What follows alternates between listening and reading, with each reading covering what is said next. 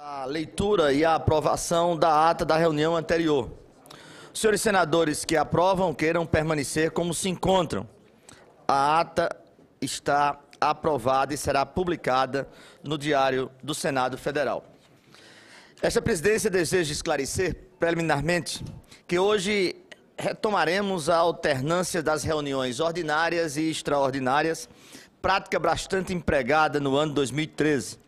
Tendo em vista a ampliação das matérias instruídas para apreciação por esse colegiado.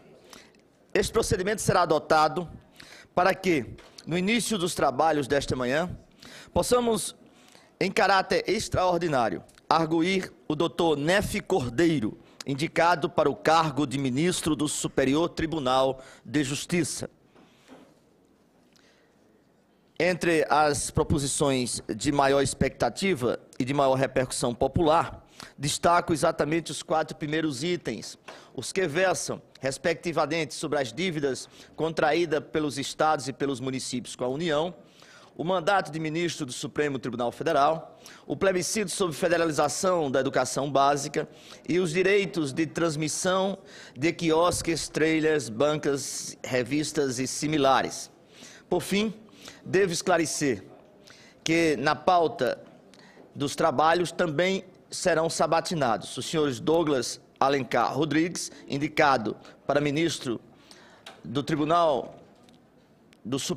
Superior do Trabalho, e o doutor José Barroso Filho, indicado para o cargo de ministro do Superior Tribunal Militar. Tendo em vista que esta segunda parte da pauta mantém similaridade com a reunião extraordinária, a arguição dos indicados é o tema. Esta presidência encaminhou ontem comunicado às vossas excelências para esclarecer que ela será transformada em primeira parte da reunião ordinária com início previsto para as 10 horas. Vamos fazer as 3 sabatinas neste início da manhã.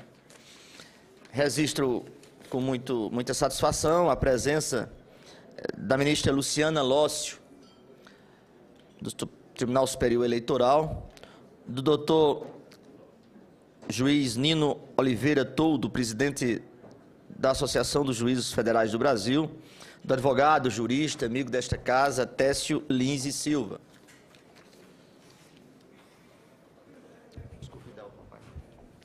Convido para fazer parte da mesa, na condição de sabatinado, o doutor Nefi Cordeiro.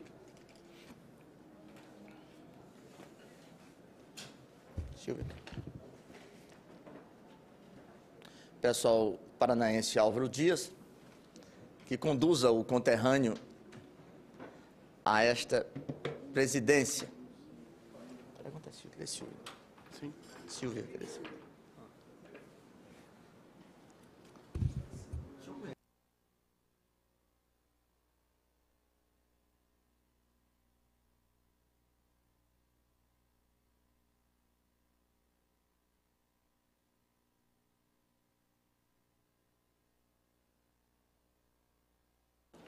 Vamos à pauta. Mensagem número 8 de 2014. A matéria é não terminativa, submete à apreciação do Senado Federal, nos termos do inciso 1 do parágrafo único do artigo 104 da Constituição Federal, o nome do Dr. Nefi Cordeiro, desembargador federal do Tribunal Regional Federal da 4ª Região, Porto Alegre, para compor o Superior Tribunal de Justiça no cargo de ministro na vaga destinada a desembargadores dos tribunais regionais federais. A autoria da Presidência da República, a relatoria da senadora Gleisi Hoffmann. A votação será secreta. Na 4ª reunião ordinária, realizada em 26 de 2 de 2014, a matéria foi submetida à primeira etapa do processo de apreciação de escolha de autoridades nessa comissão, conforme disposto na resolução do Senado número 41 de 2013. A presidência concedeu vista coletiva nos termos regimentais. Na presente reunião, procederemos à arguição do indicado em cumprimento à linha B do artigo 2º do ato supracitado, referente à segunda etapa do processo de apreciação da escolha de autoridades no âmbito da CCJ. Concedo a palavra ao senhor Dr. Nefi Cordeiro para a sua exposição. Antes, queria registrar a presença do ministro Marco Aurélio Belize, do Superior Tribunal de Justiça. Seja muito bem-vindo. Excelentíssimo senhor, senador Vital do Rego, digníssimo presidente desta Comissão de Constituição e Justiça, na pessoa de quem saúdo os excelentíssimos senhores senadores desta casa aqui presentes, excelentíssimos ministros Belize e Coquina, que me honram com a presença neste momento tão especial do processo de indicação para a vaga no Superior Tribunal de Justiça, ministra Luciana Lócio, do Tribunal Superior Eleitoral, meu caro amigo, Dr. Técio Lins e Silva, senhoras e senhores, este é um momento de grande responsabilidade e de importância para o processo de indicação ao Superior Tribunal de Justiça.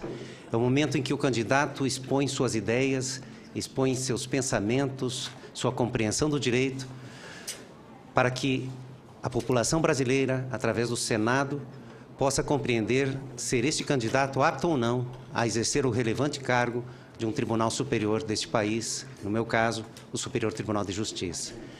É uma fase que tenho especial preocupação, me preparei, procurei a todos que pude, fiquei à disposição para a troca de ideias e realmente entendo que é parte fundamental do processo, porque é o momento em que a sociedade se faz presente na indicação de um juiz, de um magistrado de tribunal superior. Tive a minha formação sempre voltada à área criminal, desde os bancos escolares. Assim que me formei, daí me pareceu natural o caminho do Ministério Público, fiquei por 9 meses, um período muito pequeno. Decidi que a minha vocação era a magistratura, fui juiz estadual por 2 anos e meio aproximadamente, e então veio a Justiça Federal em 1992, onde tive a felicidade de ser aprovado em primeiro lugar. Desenvolvi desde então o trabalho da melhor forma que pude. Tentei e cheguei muito próximo de zerar todos os gabinetes por onde passei, inclusive no tribunal onde eu estava já há 12 anos, consegui esta marca, felizmente, consegui zerar um gabinete, e isso sendo inclusive registrado pela Corregedoria do CNJ. Ao par do trabalho profissional que sempre procurei dedicar nessa celeridade, preocupada com a qualidade, sim, do trabalho, mas buscando a celeridade possível, tentei também me preparar academicamente. Fiz mestrado, fiz doutorado na Universidade Federal, na área criminal, sempre. E acabei começando uma atuação acadêmica na área da pós-graduação, dei aula em mestrados, dei aula em doutorados, mas chegou a um ponto em que o trabalho judicial foi por demais exigente e fiz uma opção pela magistratura. A área acadêmica ficou um pouco de lado, porque preferi me dedicar com concentração maior à magistratura. Esse trabalho foi desenvolvido por desde 92, então cerca de 20 anos, 22 anos, estou na magistratura federal. Como disse, há 12 anos estou em Porto Alegre como desembargador. Tive a felicidade nesse período de ter uma acolhida muito boa da classe dos advogados em todas as regiões por onde passei. Conto com a honroso apoio, inclusive, das ordens dos advogados do Brasil, do Paraná, do Rio Grande do Sul, justamente por essa preocupação que sempre tentei apresentar nos processos de ver exatamente o que era julgado, julgando com rapidez, mas buscando a qualidade possível. Há 1 ano e meio, depois de 4 anos com o gabinete zerado, resolvi fazer uma cota também de sacrifício pessoal para algo que achava importante para o meu tribunal, que era a enorme quantidade de processos previdenciários, e então saí de um gabinete zerado na área criminal para um gabinete com quase 8.000 processos em previdenciário para tentar ajudar também nessa matéria. É uma matéria que muito me preocupa, senhor presidente, porque são pessoas a quem o salário mínimo é a vida. E, por essa razão, achei que a minha colaboração seria algo útil, muito útil a essas pessoas, e saí da minha área mais cômoda, a área de dedicação, que era criminal, para poder ajudar também em previdenciário. Após 1 ano e meio nessa nova atividade, tive a felicidade da indicação pela Presidente da República para a vaga do Superior Tribunal de Justiça. Foi a terceira lista que compus do Superior. Para a sua exposição. Antes, queria registrar a presença do ministro Marco Aurélio Belize, do Superior Tribunal de Justiça. Seja muito bem-vindo. Excelentíssimo senhor, senador Vital do Rego, digníssimo presidente dessa Comissão de Constituição e Justiça, na pessoa de quem saúdo os excelentíssimos senhores senadores desta casa aqui presentes, excelentíssimos ministros Belize e Coquina, que me honram com a presença neste momento tão especial do processo de indicação para a vaga no Superior Tribunal de Justiça, ministra Luciana Lócio, do Tribunal Superior Eleitoral, meu caro amigo, Dr. Técio Lins e Silva, senhoras e senhores, este é um momento de grande responsabilidade e de importância para o processo de indicação ao Superior Tribunal de Justiça. É o momento em que o candidato expõe suas ideias, expõe seus pensamentos, sua compreensão do direito, para que a população brasileira, através do Senado, possa compreender ser este candidato apto ou não a exercer o relevante cargo de um tribunal superior deste país, no meu caso, o Superior Tribunal de Justiça. É uma fase que tenho especial preocupação, me preparei, procurei a todos que pude, fiquei à disposição para a troca de ideias e realmente entendo que é parte fundamental do processo, porque é o momento em que a sociedade se faz presente na indicação de um juiz, de um magistrado de tribunal superior. Tive a minha formação sempre voltada à área criminal, desde os bancos escolares. Assim que me formei, daí me pareceu natural o caminho do Ministério Público, fiquei por 9 meses, um período muito pequeno. Decidi que a minha vocação era a magistratura, fui juiz estadual por 2 anos e meio aproximadamente, e então veio a Justiça Federal em 1992, onde tive a felicidade de ser aprovado em primeiro lugar. Desenvolvi desde então o trabalho da melhor forma que pude. Tentei e cheguei muito próximo de zerar todos os gabinetes por onde passei, inclusive no tribunal onde eu estava já há 12 anos, consegui esta marca, felizmente, consegui zerar um gabinete, e isso sendo inclusive registrado pela Corregedoria do CNJ. Ao par do trabalho profissional que sempre procurei dedicar nessa celeridade, preocupada com a qualidade, sim, do trabalho, mas buscando a celeridade possível, tentei também me preparar academicamente. Fiz mestrado, fiz doutorado na Universidade Federal, na área criminal, sempre, e acabei começando uma atuação acadêmica na área da pós-graduação, dei aula em mestrados, dei aula em doutorados, mas chegou a um ponto em que o trabalho judicial foi por demais exigente e fiz uma opção pela magistratura. A área acadêmica ficou um pouco de lado, porque preferi me dedicar com concentração maior à magistratura. Esse trabalho foi desenvolvido por desde 92, então cerca de 20 anos, 22 anos, estou na magistratura federal. Como disse, há 12 anos estou em Porto Alegre como desembargador. Tive a felicidade nesse período de ter uma acolhida muito boa da classe dos advogados em todas as regiões por onde passei. Conto com a honroso apoio, inclusive, das ordens dos advogados do Brasil, do Paraná, do Rio Grande do Sul, justamente por essa preocupação que sempre tentei apresentar nos processos de ver exatamente o que era julgado, julgando com rapidez, mas buscando a qualidade possível. Há 1 ano e meio, depois de 4 anos com o gabinete zerado, resolvi fazer uma cota também de sacrifício pessoal para algo que achava importante para o meu tribunal, que era a enorme quantidade de processos previdenciários, e então saí de um gabinete zerado na área criminal para um gabinete com quase 8.000 processos em previdenciário para tentar ajudar também nessa matéria. É uma matéria que muito me preocupa, senhor presidente, porque são pessoas a quem o salário mínimo é a vida.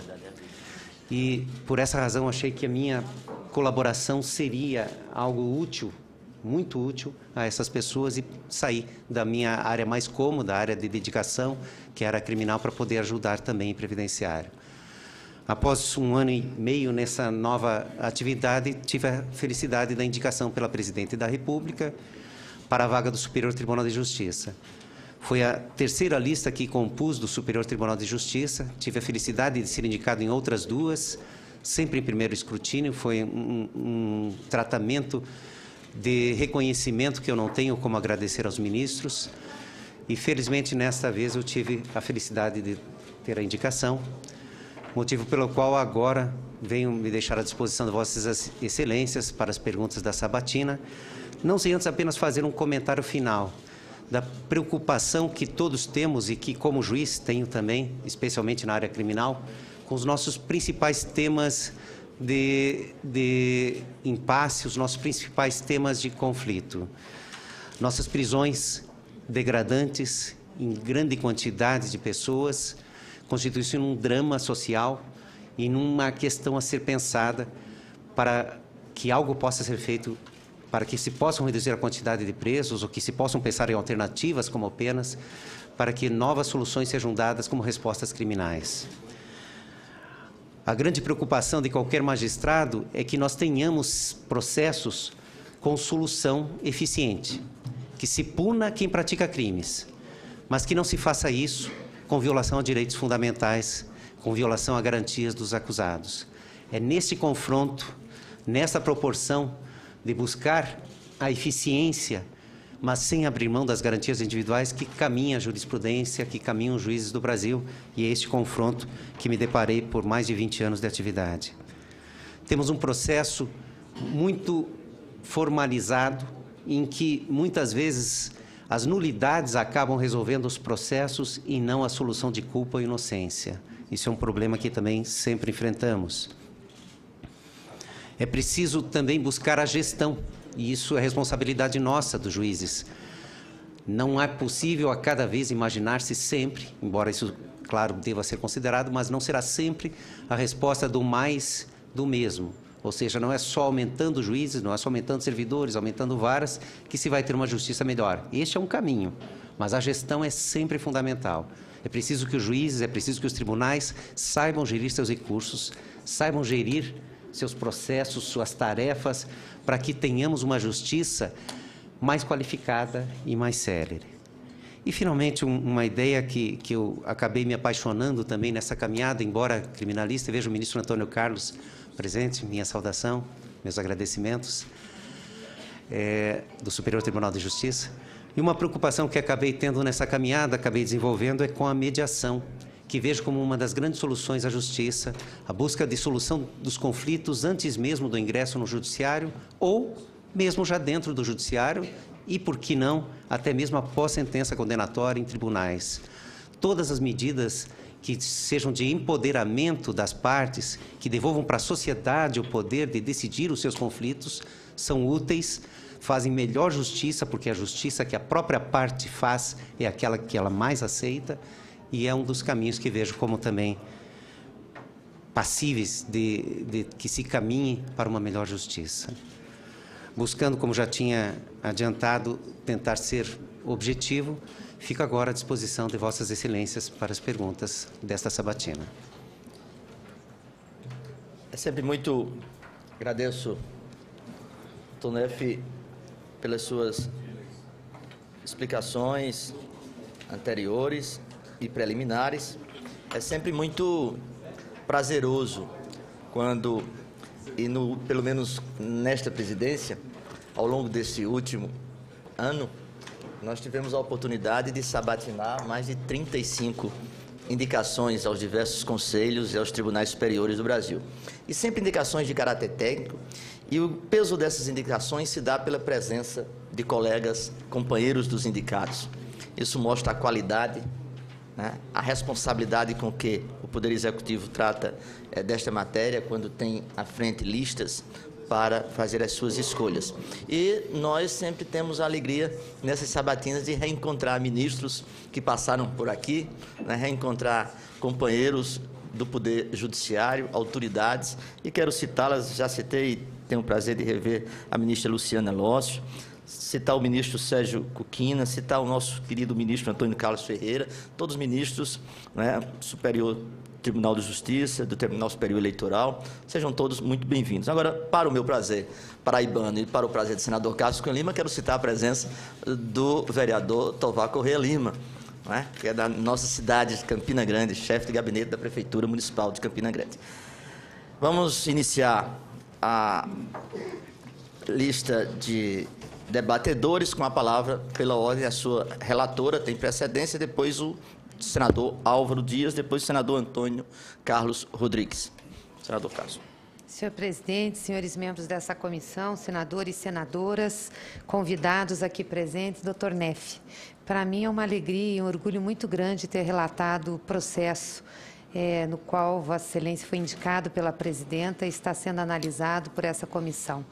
É uma honra grande pelo seu currículo, que eu já expus aqui na comissão, na reunião anterior que nós tivemos da CCJ, e também agora por sua exposição, demonstrando o conteúdo, a sua carreira, enfim, a contribuição grande que Vossa Excelência dará ao Superior Tribunal de Justiça do nosso país. E um orgulho por ser paranaense, por nós estar podendo oferecer ao Brasil um quadro tão preparado, com tanta capacidade, competência, com um histórico curricular tão importante como o seu.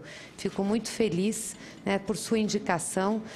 O STJ com certeza se abrilhantará, se engrandecerá, estará lá com outros magistrados de grande qualidade, aliás, magistrados paranaenses, doutor Félix Fischer, que hoje dirige o tribunal, também doutor Cuquina, que está aqui, em nome dele quero saudar todos os juízes presentes, e dizer que é uma satisfação muito grande. Eu quero me desculpar, cheguei atrasada, peguei um trânsito, eu acredito que Vossa Excelência tenha relatado, mas o doutor Neff, além de formado em Direito, é engenheiro civil, formado também pela Pontífice Universidade Católica, do Paraná, 10 anos depois que se formou em Direito. Então, isso mostra já a dedicação do Dr. Neff. Embora dedicado à questão do direito, à sua carreira, encontrou tempo para fazer um curso difícil, que é o curso de Engenharia Civil. Então, isso também lhe dá ainda mais qualidades e mais preparos. E eu queria ressaltar também a importância que tem o seu foco, a sua concentração na área criminal, especialmente no que diz respeito à questão das drogas. O Dr. Neff tem dissertação, mestrado que fez em Direito Público, em Direito pela Universidade Federal, com um tema que é competência federal em crimes de drogas. E na mesma instituição ele se tornou doutor com uma dissertação, uma tese, que é tráfico internacional de entorpecentes. No momento em que a sociedade brasileira se confronta com um problema tão grave, tão crítico como esse, ter uma pessoa como Vossa Excelência, com essa experiência, com essa dedicação ao assunto, com certeza é muito importante. E pode ajudar-nos muito nessa casa e, com certeza, ao Poder Executivo da República, para que a gente possa encontrar caminhos e realmente fazer um enfrentamento a essa que é uma das chagas maiores da nossa sociedade, que é o consumo de drogas, que é o tráfico de drogas. Eu gostaria, doutor Neff, embora Vossa Excelência já tenha explanado, que nos falasse um pouquinho sobre esse tema. Eu acho que é de grande relevância e que pode nos ajudar muito a encontrar caminhos, principalmente porque essa casa debate esse tema e é um tema que nos é colocado. Ademais, queria parabenizá-lo, desejar muito sucesso, reiterar o meu pedido a essa comissão, que tenho certeza que vai fazê-lo, que é aprovar o seu nome ao STJ, e desejar muito sucesso lá, porque o seu sucesso é o sucesso do povo brasileiro, das pessoas que precisam da justiça, e como disse Vossa Excelência, a justiça é um espaço onde a gente tem que encontrar o resgate dos direitos. Mas concordo que a mediação é melhor. Se a gente puder evitar de ter que recorrer à justiça e poder ter instâncias que mediem os conflitos da sociedade, tenho certeza que nós ganhamos muito, em tempo, em recurso e em solução dos problemas. Parabéns, que Deus lhe abençoe muito nessa caminhada e pode contar sempre conosco aqui nessa casa. Agradeço, senadora Gleisi Hoffmann. Vamos passar a palavra ao senador Álvaro Dias. Vamos fazer blocos de 3 e aí temos a intervenção do doutor Neff. Antes, registrando a presença do doutor Jairo Gilberto, juiz auxiliar da presidência do Superior Tribunal de Justiça. Com a palavra, o senador Álvaro Dias. Muito obrigado, presidente Vital do Rego. Nosso sabatinado, doutor Neff Cordeiro. Saudação também aos visitantes. Primeiramente, a exemplo do que fez a senadora Gleisi, dizer da satisfação de vê-lo, nesse momento, sendo sabatinado pelo Senado Federal para ocupar uma função da maior importância no Poder Judiciário. Não só por ser paranaense, acho que a questão geográfica não é relevante nessas indicações, mas por atender todos os pressupostos básicos indispensáveis e que são constitucionais para ocupar a função dessa envergadura. Vossa Excelência foi eleito 3 vezes consecutivas no primeiro escrutínio. Isso é um fato histórico, é um fato inédito. Isso por si só justifica a preferência da Presidência da República e a sua indicação. Enfim, creio que o seu currículo extenso justifica plenamente a indicação. Eu aproveito a oportunidade para cumprimentá-lo e fazer algumas indagações. Nesta comissão, desembargador, o presidente Vital do Rego já designou relator. Há um projeto de lei que diz respeito aos embargos infringentes. São discutidos ultimamente, especialmente pelo Supremo Tribunal Federal, mas também nesta casa há uma proposta de extinção dos embargos infringentes, com base no parecer do ministro Celso de Mello, que fez referência a uma proposta encaminhada pelo então presidente Fernando Henrique Cardoso ao Congresso Nacional e rejeitada pela Câmara dos Deputados. Nós estamos, com base nessa inspiração do ministro Celso, inspirado pelo ministro Celso de Mello, encaminhamos essa proposta que está, me parece, né, presidente, com o relator nesta comissão. Eu aproveito até o ensejo para pedir celeridade nos procedimentos, porque esse é um assunto momentoso. A opinião do doutor Neff a respeito. Outra questão também que deve estar na pauta do Supremo diz respeito ao mandado de segurança, que impetrado também recentemente, que diz respeito à negação de se oferecer as informações solicitada através da Lei de Acesso à Informação, em relação aos empréstimos externos secretos concedidos pelo governo brasileiro através do BNDES a Cuba e a Angola. Nós requeremos as informações com base na Lei do Acesso à Informação, e a alegação é que naqueles países impõe-se o sigilo para operações dessa natureza. Ocorre que a legislação brasileira caminha em outra direção. A Constituição prevê a necessidade da transparência e da publicidade dos atos públicos. Em razão desta contradição do governo brasileiro, indaguei aqui nessa comissão o presidente do BNDES sobre as razões que levam o governo brasileiro a colocar a taxa de sigiloso nesses empréstimos, e ele respondeu que é para atender a legislação daqueles países. Eu indaguei se havia uma preferência pela legislação daqueles países ou do nosso país, e não houve resposta em relação a essa preferência. Por isso, essa indagação é pertinente e gostaria de ouvir a sua autorizada opinião a respeito. A outra questão vai um pouco além dessa, diz respeito também ao sigilo das despesas com cartões corporativos pela Presidência da República. É um debate que nós travamos aqui nesta casa há bastante tempo. Alega-se que, em nome da segurança nacional, se faz despesas sigilosas na Presidência da República.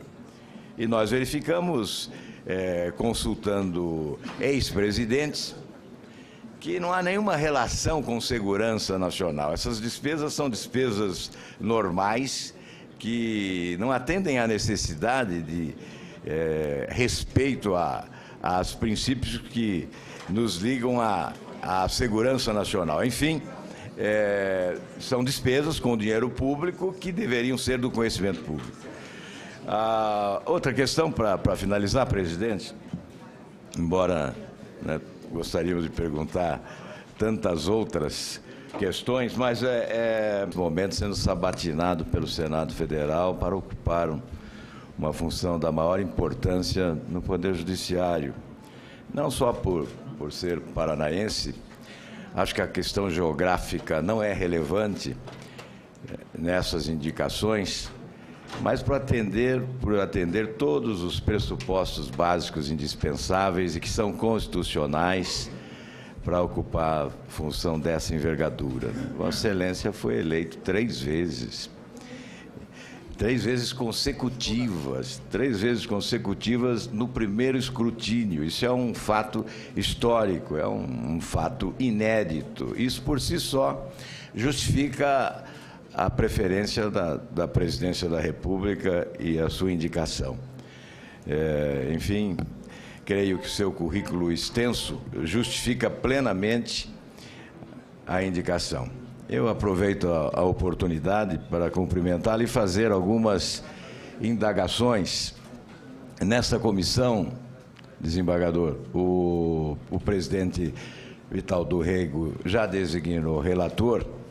Há um projeto de lei que diz respeito aos embargos infringentes. São discutidos ultimamente, especialmente pelo Supremo Tribunal Federal, mas também nesta casa há uma proposta de extinção dos embargos infringentes, com base no parecer do ministro Celso de Mello, que fez referência a uma proposta encaminhada pelo então presidente Fernando Henrique Cardoso ao Congresso Nacional e rejeitada pela Câmara dos Deputados. Nós estamos, com base nessa inspiração do ministro Celso, inspirado pelo ministro Celso de Mello, encaminhamos essa proposta que está, me parece, né, presidente, com o relator nesta comissão. Eu aproveito até o ensejo para pedir celeridade nos procedimentos, porque esse é um assunto momentoso. A opinião do Dr. Neff a respeito. Outra questão também que deve estar na pauta do Supremo, diz respeito ao mandado de segurança, que impetrado também recentemente, que diz respeito à negação de se oferecer as informações solicitadas através da Lei de Acesso à Informação, em relação aos empréstimos externos secretos concedidos pelo governo brasileiro através do BNDES a Cuba e a Angola. Nós requeremos as informações com base na Lei do Acesso à Informação, e a alegação é que naqueles países impõe-se o sigilo para operações dessa natureza. Ocorre que a legislação brasileira caminha em outra direção. A Constituição prevê a necessidade da transparência e da publicidade dos atos públicos. Em razão desta contradição do governo brasileiro, indaguei aqui nessa comissão o presidente do BNDES sobre as razões que levam o governo brasileiro a colocar a taxa de sigiloso nesses empréstimos, e ele respondeu que é para atender a legislação daqueles países. Eu indaguei se havia uma preferência pela legislação daqueles países ou do nosso país, né? E não houve resposta em relação a essa preferência. Por isso, essa indagação é pertinente e gostaria de ouvir a sua autorizada opinião a respeito. A outra questão vai um pouco além dessa, diz respeito também ao sigilo das despesas com cartões corporativos pela Presidência da República. É um debate que nós travamos aqui nesta casa há bastante tempo. Alega-se que, em nome da segurança nacional, se faz despesas sigilosas na Presidência da República. E nós verificamos, consultando ex-presidentes, que não há nenhuma relação com segurança nacional. Essas despesas são despesas normais, que não atendem à necessidade respeito aos princípios que nos ligam à segurança nacional. Enfim, são despesas com dinheiro público que deveriam ser do conhecimento público. Outra questão, para finalizar, presidente, embora, né, gostaríamos de perguntar tantas outras questões, mas é uma outra questão em debate também aqui no Senado Federal. Diz respeito ao foro de prerrogativa para autoridades, equivocadamente denominado de foro privilegiado, né, popularmente conhecido como foro privilegiado. Né. A indagação é se nós devemos revogar por ferir a ideia republicana de igualdade de todos perante a lei, ou, ao contrário, preservar, porque recentemente tivemos este episódio, o julgamento da ação penal 470, que diz respeito ao mensalão, que provavelmente tenha ocorrido nesse período de tempo em razão exatamente da existência deste foro de prerrogativa. Portanto, são as indagações que formulo a Vossa Excelência, desejando desde já sucesso nessa missão. Certamente honrará o STJ com a sua competência e com o seu conhecimento jurídico. Agradeço, senador Álvaro Dias. Registro a presença do ministro Napoleão Maia. Seja muito bem-vindo, ministro. STJ. E um orgulho da Paraíba, um orgulho de Catolé do Rocha para o mundo, o ministro Hermes Benjamin. Seja muito bem-vindo. Antônio Carlos Rodrigues, meu senador, com a palavra. Quero cumprimentar o nosso presidente, o senador Vital, os demais senadores, o nosso sabatinado doutor Neff, todos os demais visitantes. Doutor Neff, a ONU tem criticado muito o sistema prisional brasileiro. São compatíveis as críticas? Qual a opinião de Vossa Senhoria sobre o ativismo judicial?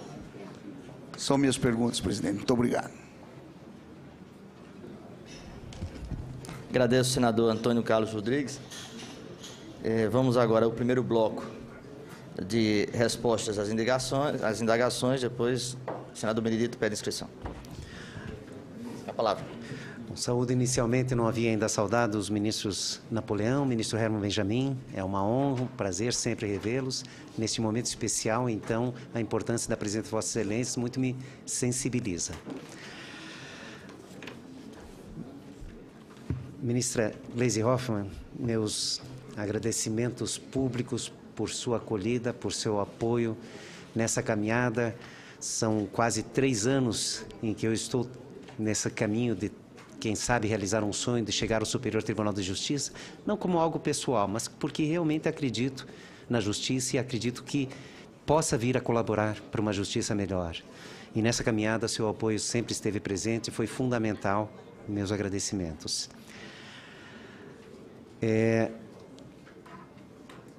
Nós temos realmente como um grande drama social a questão das drogas.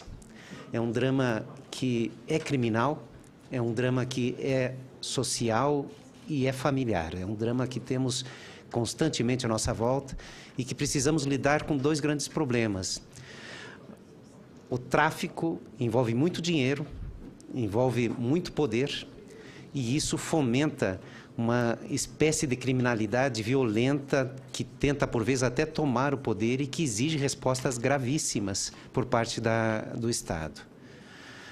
De outro lado, temos os usuários, os consumidores, que, ao menos na fase inicial, são pessoas que realmente acabam por curiosidade ou até por uma falha inicial de conduta, aceitando conhecer as drogas e tem a dificuldade de sair deste meio. Com o tempo, há o risco, sim, dos usuários, dos dependentes, passarem à segunda categoria dos traficantes, até para poder pagar pelo consumo das drogas. Mas enquanto estiverem na primeira categoria, me parece que o tratamento que vem sendo dado no Brasil, e que é uma tendência, inclusive, da ONU, agora recomendada, é de que se trate a eles como doentes. é que se dê a eles condições de recuperarem-se, é que se dê a eles possibilidade de sair deste vício. A partir do momento em que eles passem a colaborar com a cadeia criminosa, passem então para o lado da traficância, o Estado passa a ter que agir e agir com severidade. As penas dos crimes de tráfico realmente são altas, são equiparados a hediondos. Nós já tentamos até por lei fazer impedimentos a recursos presos, à liberdade durante o processo. O Supremo acabou entendendo que isso não era possível. Mas é preciso, sim, a constante preocupação com uma resposta criminal eficiente nesse tipo de crime. E fiquei feliz até, senhor presidente, na semana passada, quando acompanhava, inclusive, o relatório, de ver discutido aqui neste plenário da CCJ uma questão de toda a relevância, que era a destruição de drogas que estavam estocadas em delegacia e que representavam realmente um grande risco social pela possibilidade de invasão de delegacias e violência desgerada e tomada da droga. Então, realmente, um tema importantíssimo. Sei que há projeto de lei em andamento para tratar dessa questão, para uma nova revisão das drogas. E sei também que é proposto um outro tema de bastante complexidade, mas que me parece, sim, um caminho adequado, que é o da internação compulsória do dependente, a partir do momento em que ele se torne um risco para ele próprio ou para terceiro. Neste momento, infelizmente, o Estado, embora se trate de o vício de uma questão pessoal, passa a ter riscos a terceiros, passa a ter riscos que precisa controlar, e a internação é um caminho que me parece de todo recomendável. O judiciário realmente tem um volume muito grande de demandas, e a mediação, senadora Gleisi, a mediação realmente é um dos caminhos possíveis. Infelizmente ou felizmente até para os juízes, existe uma ideia social do judiciário como o garantidor das promessas. Tem um juiz francês, Garapon, que usa muito essa expressão. O juiz é o garantidor das promessas da sociedade. Ou seja, é a ideia, correta ou não, de que é a última esperança. E daí a busca tão grande pelo judiciário, e daí o crescimento, inclusive, da atividade jurisdicional, avançando sobre áreas até de discutível acesso para quem está examinando apenas o direito e não políticas públicas. Mas é uma provocação social nessa última esperança que vê corretamente ou não no judiciário. Meu senador Álvaro Dias, muito grato pela acolhida, muito grato pelo apoio nessa caminhada. Os temas que Vossa Excelência traz são todos de grande polêmica.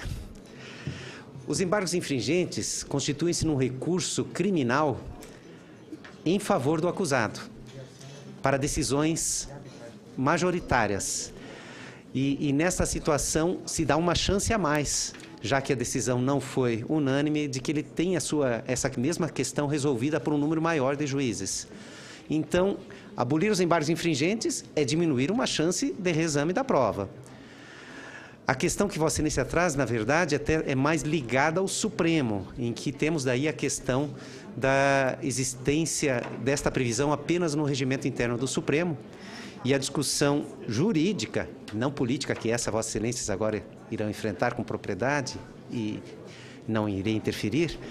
Na questão jurídica, que acabou sendo resolvida bem ou mal, houve até uma decisão muito apertada, entre outros argumentos, porque o regimento interno do Supremo é anterior à Constituição, então foi acolhido com força de lei e, como Vossa Excelência lembrou, houve até uma proposta de lei para se alterar e que acabou não sendo levada adiante.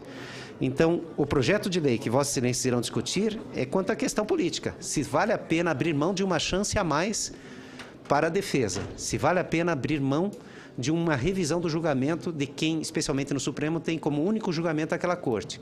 Se Vossa Excelência entenderem que, pela celeridade, vale a pena abrir mão de um segundo julgamento, a resposta será positiva. Se entenderem que melhor é a garantia, especialmente no Supremo, de quem é julgado uma única vez, de ter uma decisão com 4 votos, como está no regimento interno, ou quantos votos Vossas Excelências definam no projeto que será então definido, que tem uma possibilidade de revisão do seu julgado, é uma ponderação que cabe a Vossas Excelências bem definir para os destinos do país. E até aproveitando essa questão, vou pular para a sua última indagação do foro de prerrogativa. novamente, é uma questão política, meu senador. Nós temos vantagens e desvantagens nesse sistema. O foro de prerrogativa tem como vantagem evitar conflitos dentro do poder e entre poderes. Ou seja, um desembargador não vai ser julgado por um juiz substituto do seu tribunal. Porque se eu fizesse, ficaria sempre a dúvida se o juiz substituto estaria absolvendo ou condenando o desembargador por algum interesse. Entre poderes, o governador do Estado não é julgado pelo tribunal, presos, a liberdade durante o processo, o Supremo acabou entendendo que isso não era possível, mas é preciso, sim, a constante preocupação com uma resposta criminal eficiente nesse tipo de crime. E fiquei feliz até, senhor presidente, na semana passada, quando acompanhava, inclusive, o relatório, de ver discutido aqui neste plenário da CCJ uma questão de toda a relevância, que era a destruição de drogas que estavam estocadas em delegacia e que representavam realmente um grande risco social pela possibilidade de invasão de delegacias e violência destirada e tomada da droga. Então, realmente, um tema importantíssimo. Sei que há projeto de lei em andamento para tratar dessa questão, para uma nova revisão das drogas. E sei também que é proposto um outro tema de bastante complexidade, mas que me parece, sim, um caminho adequado, que é o da internação compulsória do dependente, a partir do momento em que ele se torne um risco para ele próprio ou para terceiro. Neste momento, infelizmente, o Estado, embora se trate de o vício de uma questão pessoal, passa a ter riscos a terceiros, passa a ter riscos que precisa controlar, e a internação é um caminho que me parece de todo recomendável. O judiciário realmente tem um volume muito grande de demandas, e a mediação, senadora Gleisi, a mediação realmente é um dos caminhos possíveis. Infelizmente ou felizmente até para os juízes, existe uma ideia social do judiciário como o garantidor das promessas. Tem um juiz francês, Garapon, que usa muito essa expressão. O juiz é o garantidor das promessas da sociedade. Ou seja, é a ideia, correta ou não, de que é a última esperança. E daí a busca tão grande pelo judiciário, e daí o crescimento, inclusive, da atividade jurisdicional, avançando sobre áreas até de discutível acesso para quem está examinando apenas o direito e não políticas públicas. Mas é uma provocação social nessa última esperança que vê corretamente ou não no judiciário. Meu senador Álvaro Dias, muito grato pela acolhida, muito grato pelo apoio nessa caminhada. Os temas que Vossa Excelência traz são todos de grande polêmica. Os embargos infringentes constituem-se num recurso criminal em favor do acusado, para decisões majoritárias. E nessa situação se dá uma chance a mais, já que a decisão não foi unânime, de que ele tenha essa mesma questão resolvida por um número maior de juízes. Então, abolir os embargos infringentes é diminuir uma chance de reexame da prova. A questão que Vossa Excelência traz, na verdade, até é mais ligada ao Supremo, em que temos daí a questão da existência desta previsão apenas no regimento interno do Supremo, e a discussão jurídica, não política, que essa Vossa Excelências agora irão enfrentar com propriedade e não irei interferir, na questão jurídica, que acabou sendo resolvida bem ou mal, houve até uma decisão muito apertada, entre outros argumentos, porque o regimento interno do Supremo é anterior à Constituição, então foi acolhido com força de lei e, como Vossa Excelência lembrou, houve até uma proposta de lei para se alterar e que acabou não sendo levada adiante. Então, o projeto de lei que Vossa Excelência irão discutir é quanto à questão política, se vale a pena abrir mão de uma chance a mais para a defesa, se vale a pena abrir mão de uma revisão do julgamento de quem, especialmente no Supremo, tem como único julgamento aquela corte. Se Vossa Excelência entenderem que, pela celeridade, vale a pena abrir mão de um segundo julgamento, a resposta será positiva. Se entenderem que melhor é a garantia, especialmente no Supremo, de quem é julgado uma única vez, de ter uma decisão com 4 votos, como está no regimento interno, ou quantos votos Vossas Excelências definam no projeto que será então definido, que tem uma possibilidade de revisão do seu julgado, é uma ponderação que cabe a Vossas Excelências bem definir para os destinos do país. E até aproveitando essa questão, vou pular para a sua última indagação do foro de prerrogativa. Novamente, é uma questão política, meu senador. Nós temos vantagens e desvantagens nesse sistema. O foro de prerrogativa tem como vantagem evitar conflitos dentro do poder e entre poderes. Ou seja, um desembargador não vai ser julgado por um juiz substituto do seu tribunal. Porque se eu fizesse, ficaria sempre a dúvida se o juiz substituto estaria absolvendo ou condenando o desembargador por algum interesse. Entre poderes, o governador do Estado não é julgado pelo Tribunal de Justiça do seu Estado, novamente, para evitar a possibilidade de dúvida sobre conflitos de interesses. Essa é a vantagem. A desvantagem é que os nossos tribunais não estão habituados a julgar crimes. E digo isso porque sou desembargador criminal e minha especialidade é criminal. Nossos tribunais estão acostumados a lidar com recursos, não com ação originária. Cada vez mais até os tribunais buscam apoios. Nosso tribunal, me desculpe, o Superior Tribunal de Justiça agora aprovou, inclusive, a convocação de juízes de primeiro grau para auxiliá-lo, porque o volume de trabalho é muito grande, a equipe não está acostumada a fazer a instrução de processos, e daí o que acontece é que os processos demoram muito. E aí, a desvantagem do foro com prerrogativa, primeira, é a demora com risco de prescrição. A segunda, e talvez mais grave, é um ferimento da isonomia. Se pegarmos outro sistema, por exemplo, o sistema americano, não há foro com prerrogativa, o presidente dos Estados Unidos é julgado por um juiz em primeiro grau. Agora, como eu disse, é uma questão política. Vossa Excelência que vão definir qual vantagem é melhor, garantirmos a isonomia ou, por completo, todos sendo julgados em primeiro grau ou parcialmente. Parece que é uma proposta também de que sejam julgados por um tribunal inferior, como o STJ, ou por um tribunal de apelação, TRF, Tribunal de Justiça, vai para o lado da isonomia. Ou garante-se evitar aqueles conflitos que eu comentei dentro do poder e entre poderes e se mantém o foro com prerrogativa. É uma opção que a nossa sociedade deve fazer. Ainda que não se venha abolir, talvez se possa pensar, meu senador, em alguma restrição, ou diminuindo o número de pessoas com prerrogativa de foro, ou alterando-se tribunais que teriam essa competência. Bom, as outras duas questões referem-se a sigilos, senador Álvaro Dias, e novamente são polêmicas. Nós temos em discussão aqui questões que são alegadamente de segurança do Estado contra o interesse da sociedade em fiscalizar as contas públicas, a transparência. E nesse sopesamento, cabe inicialmente ao legislador e depois ao judiciário, para o caso concreto, definir os limites. Vossa Excelência me disse que, em princípio, não haveriam questões de Estado em gastos de cartões corporativos. E se isso acontecer, realmente não há justificativa lógica para que isso seja cobertado pelo sigilo.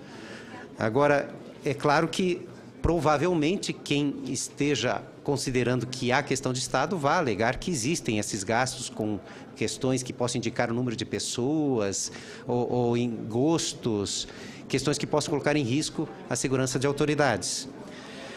Volto a dizer, se essa questão for resolvida por lei, resolve-se nesse problema. Se não, como Vossa Excelência já alegou, isso pode ser sim discutido casuisticamente para verificar se há razoabilidade na denegação do acesso à transparência, que é um valor fundamental. E a sociedade precisa, sim, conhecer como o Estado gasta o dinheiro do povo.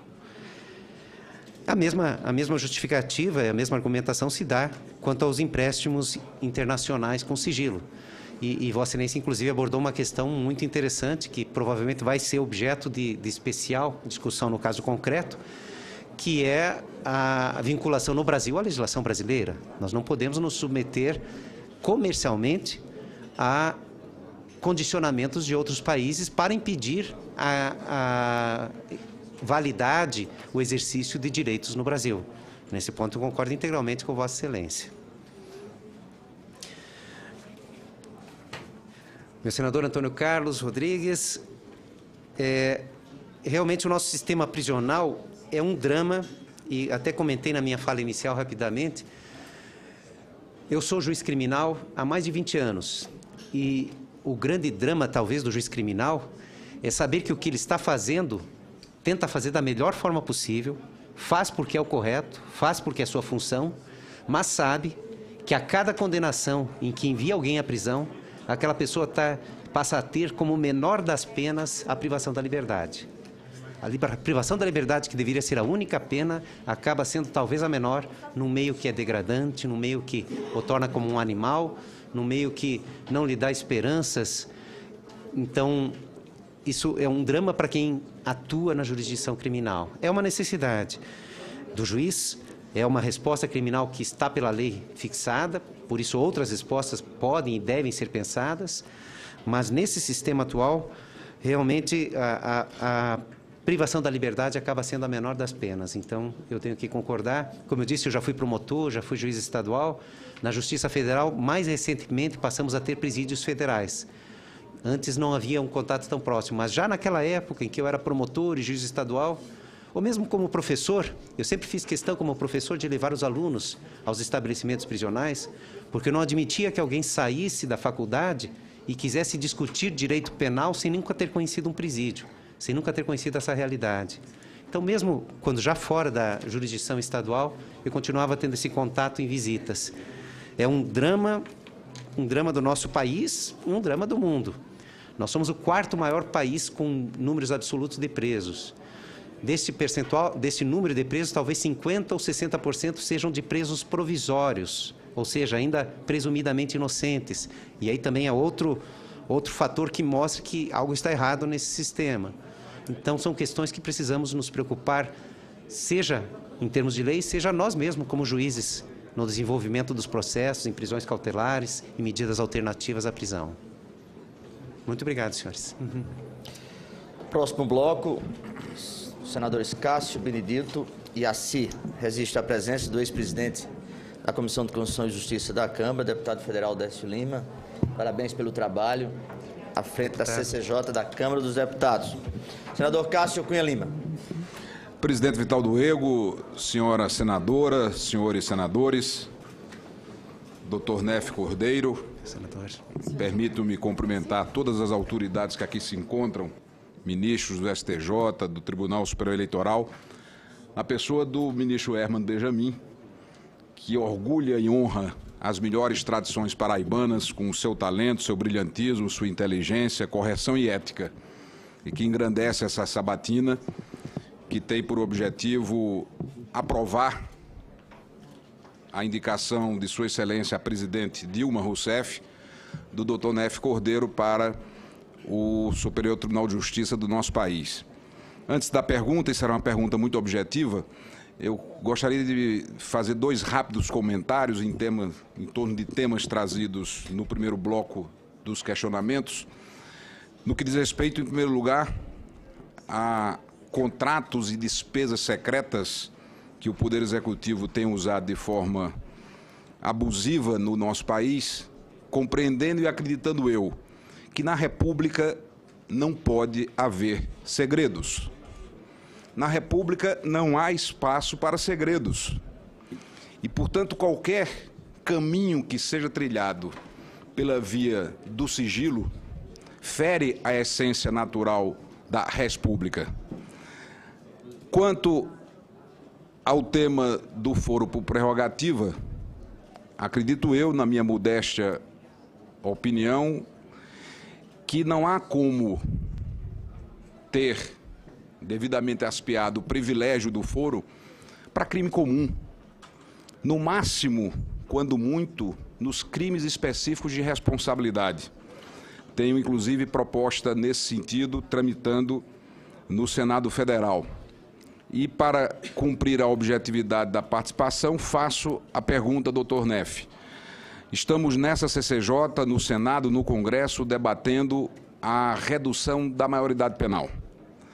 Dentro da sua vivência, da experiência de Vossa Excelência como promotor, como juiz estadual, como juiz federal, notadamente na área criminal, gostaria de colher uma contribuição de Vossa Excelência para enriquecer o debate que está sendo travado nesse instante, inclusive aqui na CCJ, com propostas do senador Aloysio Nunes, que está sob vista coletiva, salvo erro de memória,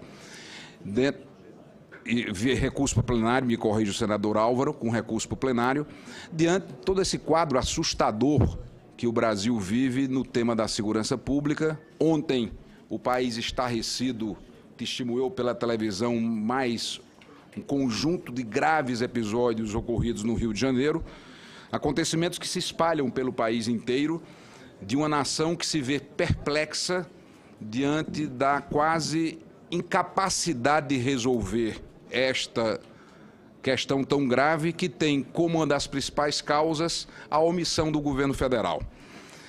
O governo federal insiste em cruzar os braços diante desse drama nacional. Devem ser pensadas, mas nesse sistema atual, realmente a privação da liberdade acaba sendo a menor das penas. Então, eu tenho que concordar. Como eu disse, eu já fui promotor, já fui juiz estadual. Na Justiça Federal, mais recentemente, passamos a ter presídios federais. Antes não havia um contato tão próximo, mas já naquela época em que eu era promotor e juiz estadual, ou mesmo como professor, eu sempre fiz questão como professor de levar os alunos aos estabelecimentos prisionais, porque eu não admitia que alguém saísse da faculdade e quisesse discutir direito penal sem nunca ter conhecido um presídio, sem nunca ter conhecido essa realidade. Então, mesmo quando já fora da jurisdição estadual, eu continuava tendo esse contato em visitas. É um drama do nosso país e um drama do mundo. Nós somos o 4º maior país com números absolutos de presos. Desse percentual, desse número de presos, talvez 50% ou 60% sejam de presos provisórios, ou seja, ainda presumidamente inocentes. E aí também é outro fator que mostra que algo está errado nesse sistema. Então, são questões que precisamos nos preocupar, seja em termos de lei, seja nós mesmos como juízes, no desenvolvimento dos processos, em prisões cautelares e medidas alternativas à prisão. Muito obrigado, senhores. Próximo bloco, os senadores Cássio, Benedito e Assi. Resiste à presença do ex-presidente da Comissão de Constituição e Justiça da Câmara, deputado federal Décio Lima. Parabéns pelo trabalho à frente da CCJ da Câmara dos Deputados. Senador Cássio Cunha Lima.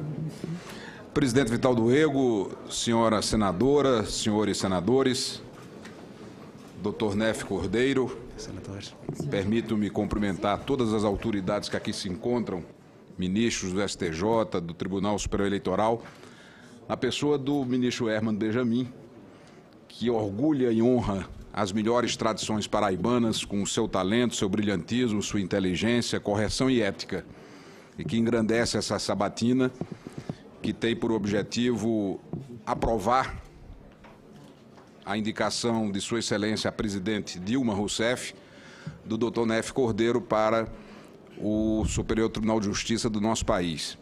Antes da pergunta, e será uma pergunta muito objetiva, eu gostaria de fazer 2 rápidos comentários em torno de temas trazidos no primeiro bloco dos questionamentos.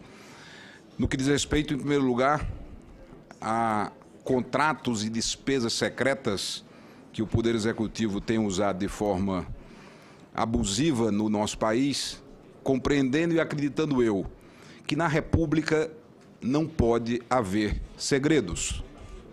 Na República não há espaço para segredos.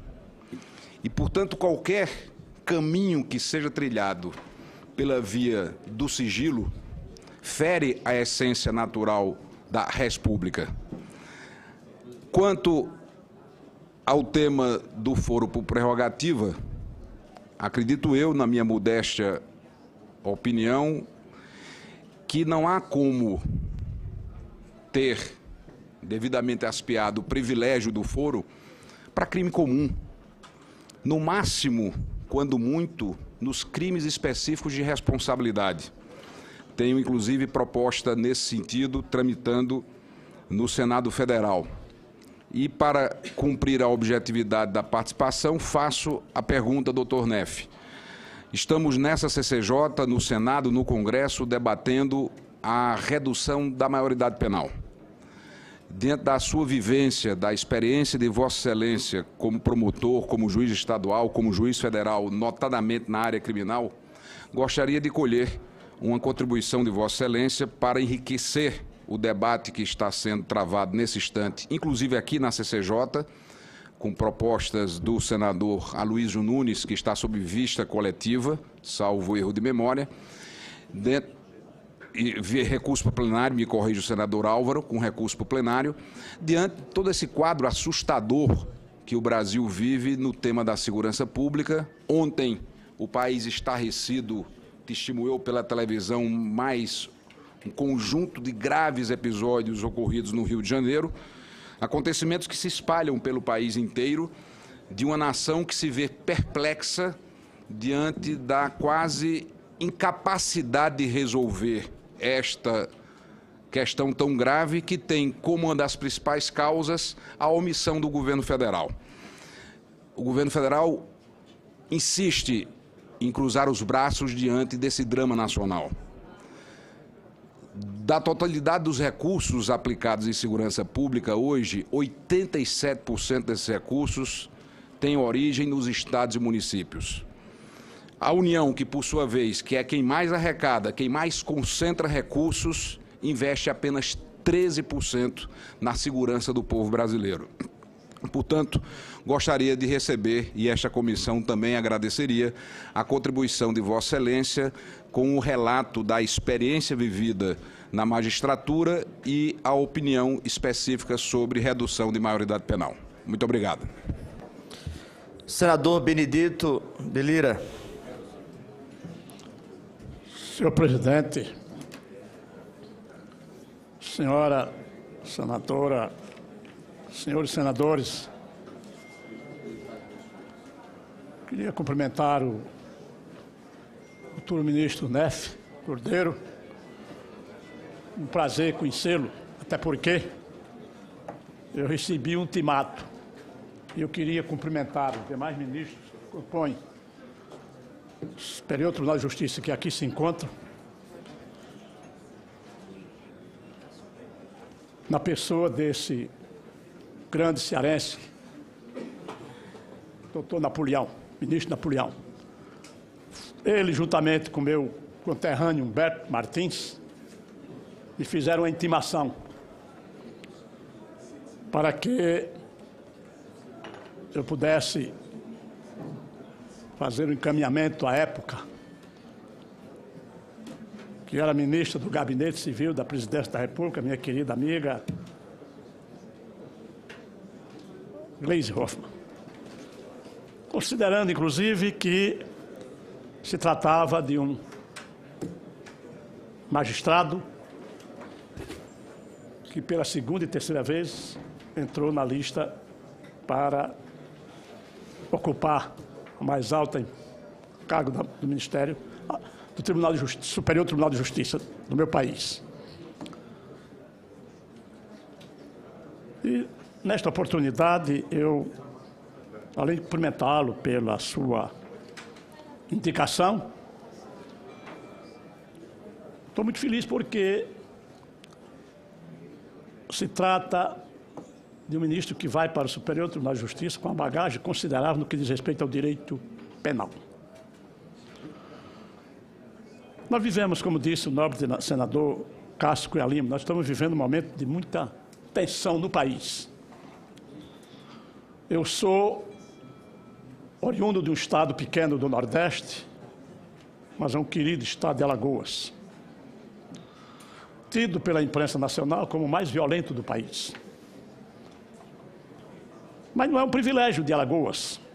Isso é um processo que se dissemina pelo país como um todo. E qual é a grande preocupação e reclamação dos governadores dos estados, ministro? Droga. É a droga, é o crack. Esse é o vilão de tudo.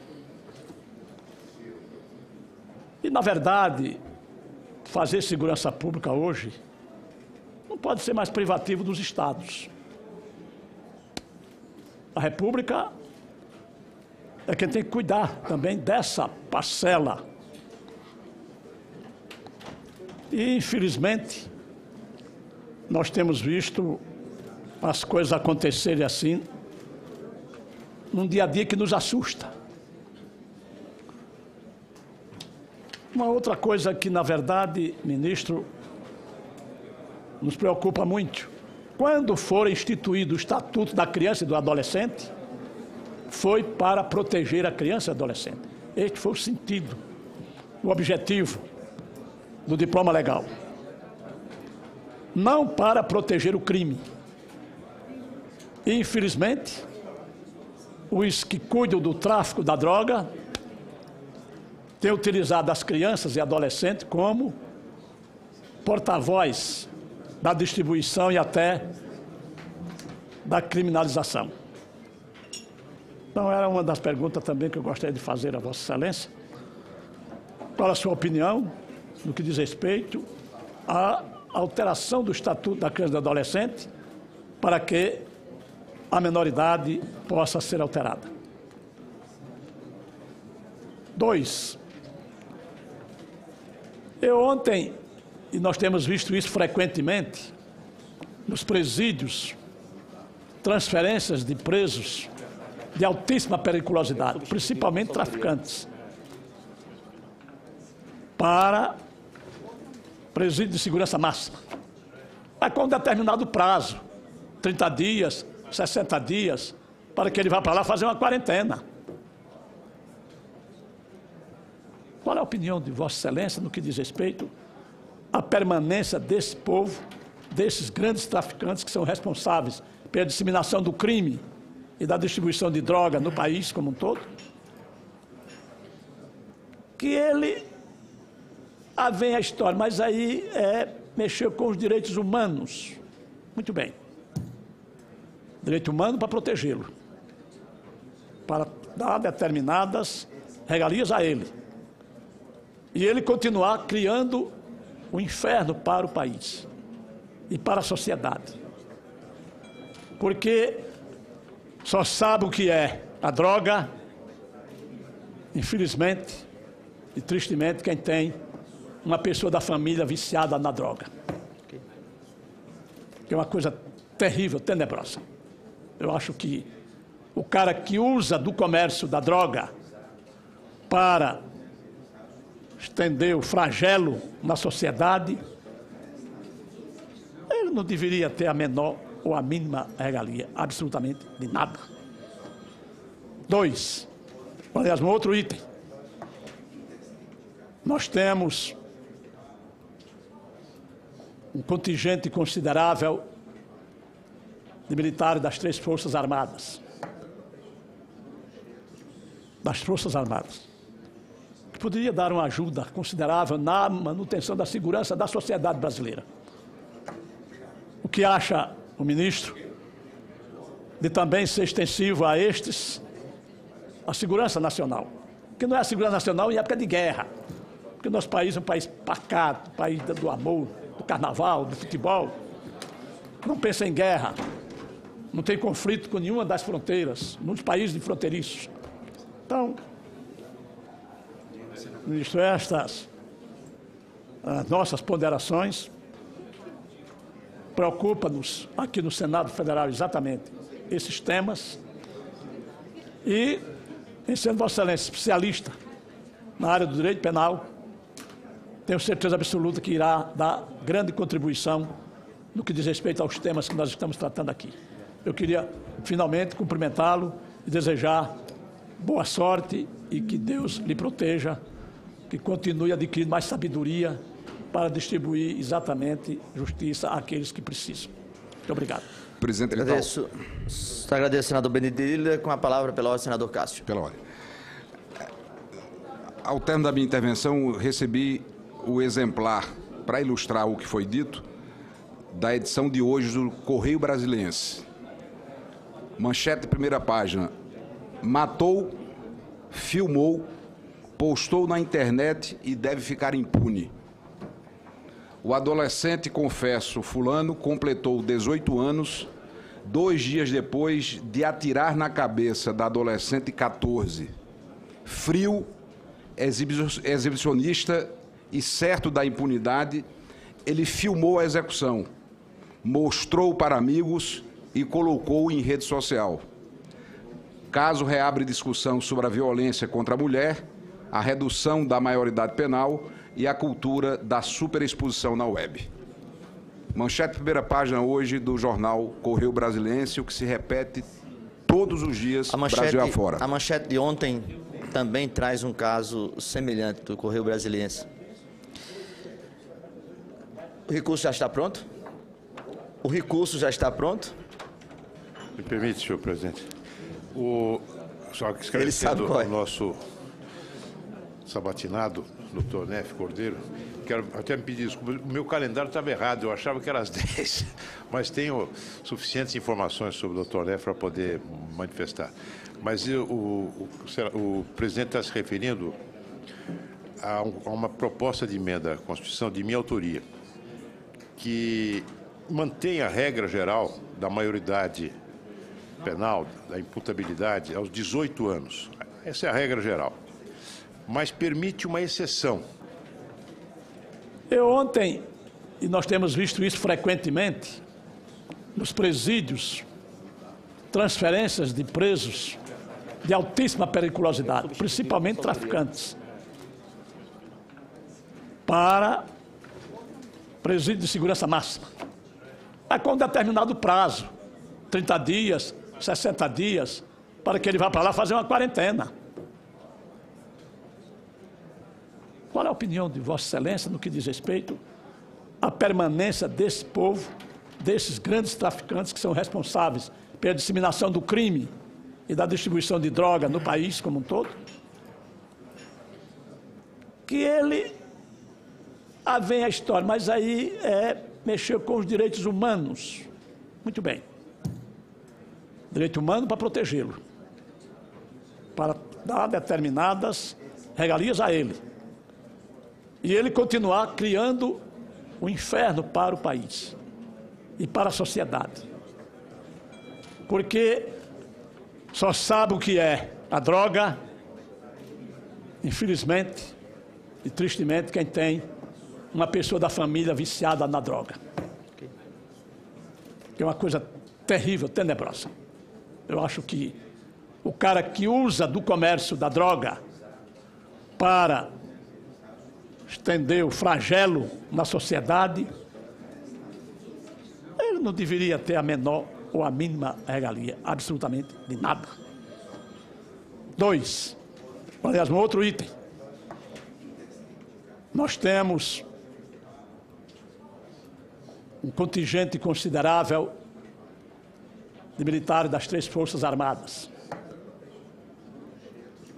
Das Forças Armadas. Que poderia dar uma ajuda considerável na manutenção da segurança da sociedade brasileira. O que acha o ministro de também ser extensivo a estes a segurança nacional? Porque não é a segurança nacional em época de guerra. Porque o nosso país é um país pacato, um país do amor, do carnaval, do futebol. Não pensa em guerra. Não tem conflito com nenhuma das fronteiras, nos países fronteiriços. Então, ministro, estas as nossas ponderações preocupa-nos aqui no Senado Federal exatamente esses temas e, em sendo Vossa Excelência especialista na área do direito penal, tenho certeza absoluta que irá dar grande contribuição no que diz respeito aos temas que nós estamos tratando aqui. Eu queria, finalmente, cumprimentá-lo e desejar boa sorte e que Deus lhe proteja, que continue adquirindo mais sabedoria para distribuir exatamente justiça àqueles que precisam. Muito obrigado. Presidente Vital. Agradeço, senador Benedilha. Com a palavra, pela ordem, senador Cássio. Pela ordem. Ao término da minha intervenção, recebi o exemplar, para ilustrar o que foi dito, da edição de hoje do Correio Brasiliense. Manchete de primeira página: matou, filmou, postou na internet e deve ficar impune. O adolescente, confesso, fulano, completou 18 anos, 2 dias depois de atirar na cabeça da adolescente 14. Frio, exibicionista e certo da impunidade, ele filmou a execução, mostrou para amigos e colocou em rede social. Caso reabre discussão sobre a violência contra a mulher, a redução da maioridade penal e a cultura da superexposição na web.